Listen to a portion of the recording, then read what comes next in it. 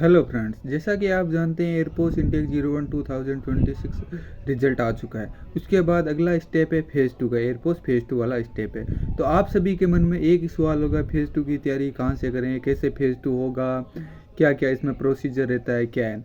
आज उसी के बारे में हम जानने वाले हैं कि फेज़ 2 की तैयारी हम ऑफलाइन करें या फिर ऑनलाइन करें, कौन सा प्लेटफॉर्म बेस्ट रहेगा, या तो ऑफलाइन या ऑनलाइन। तो इसी के बारे में बताता हूँ, मैं अपना एक्सपीरियंस बताता हूँ आप सभी को। जैसे मैंने कहाँ से फेज़ 2 की तैयारी की, फिर मैंने फेज़ 2 क्वालिफाई किया, उसके बारे में बताता हूँ।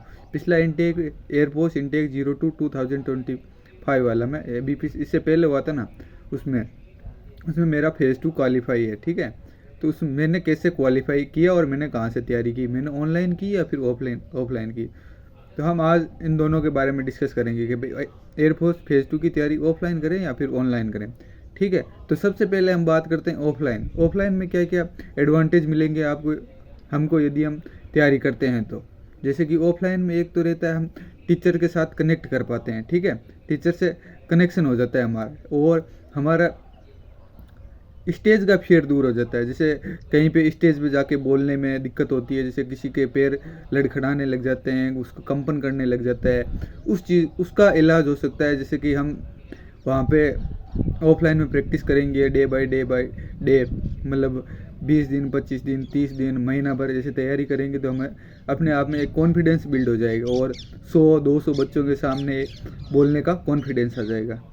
ठीक है, और उससे आप, यही नहीं है फेज़ 2 की तैयारी नहीं, आप जीवन के बारे में भी काफ़ी कुछ सीखने को मिलता है यदि हम ऑफलाइन तैयारी करते हैं तो। ठीक, ऑफलाइन के भी बेचेज प्रारंभ भी हो चुके हैं। ठीक है, और मैंने कहाँ से एयरपोर्ट की तैयारी फेज़ 2 की तैयारी की थी, मैंने तो ऑफलाइन की थी। कहाँ से? जोधपुर रातानाडा उत्कर्ष डिफेंस एकेडमी से की थी। वहाँ पे टीचर है सत्यदेव सर, उन्हीं से की थी मैंने तो तैयारी। ठीक है, ये तो हो गए इसके ऑफलाइन के एडवांटेज। अब हम बात करते हैं भाई, ऑफलाइन में एक बात देखें तो खर्चा भी ज़्यादा पड़ जाता है। जैसे कि इसमें आपका महीना 1.5 महीना रुकेंगे ना, तो आपके लगभग 25-30 हज़ार रुपये तो कम से कम हो ही जाएंगे। ठीक है, तो आपको वहाँ पे उसी में फिजिकल की तैयारी करनी, जीडी की तैयारी करनी, एसआरटी वगैरह, सारा प्रोसीजर रहेगा। तो उसमें 25-30 हज़ार तो रुपये कम से कम ही लग ही जाएंगे।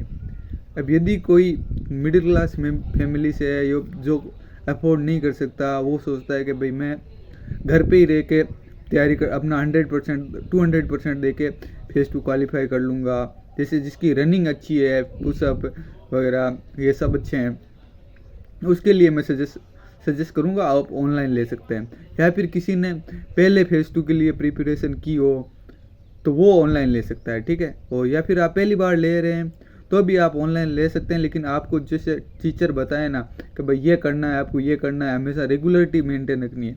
इसमें ऑनलाइन में क्या होता है कि बच्चे रेगुलरिटी मेंटेन नहीं रख पाते हैं।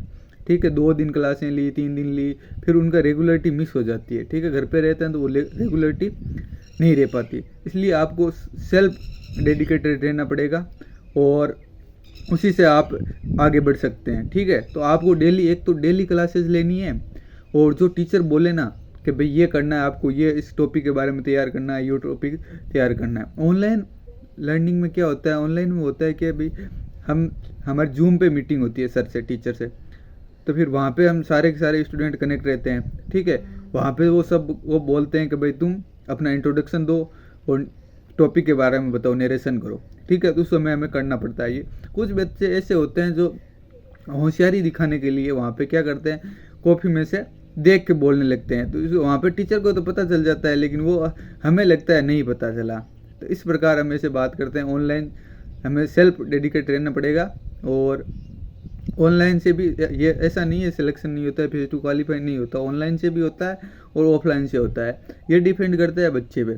ठीक है, ऐसा भी नहीं है कि ऑफलाइन में सारे के सारे बच्चों को हो जाता है, नहीं, ऑफलाइन में भी ऐसा नहीं होता। ठीक है, ऑफलाइन में क्या हुआ, हमारे पास हम 100 बच्चे थे, 100 में से फेज़ 2 क्वालिफाई हुआ था लगभग 70 का, इंक्लूडेड पीएफटी और वो जीडी। ठीक है, तो कुछ बंदे तो जीडी में आउट हो गए, कुछ हो गए इसमें फिजिकल में। तो इस प्रकार ये रेशियो रहता है, 100% तो कहीं से भी नहीं होता। अभी मैं थोड़े दिनों में मेरा नेक्स्ट वीडियो आएगा, उसमें मैं आपको बताऊंगा कि फेज़ 2 की तैयारी के लिए बेस्ट टीचर कौन सा है और ऑनलाइन प्लेटफॉर्म कौन सा है मेरे हिसाब से। यदि आपको वीडियो अच्छा लगा है तो लाइक शेयर और सब्सक्राइब करें। Thank you.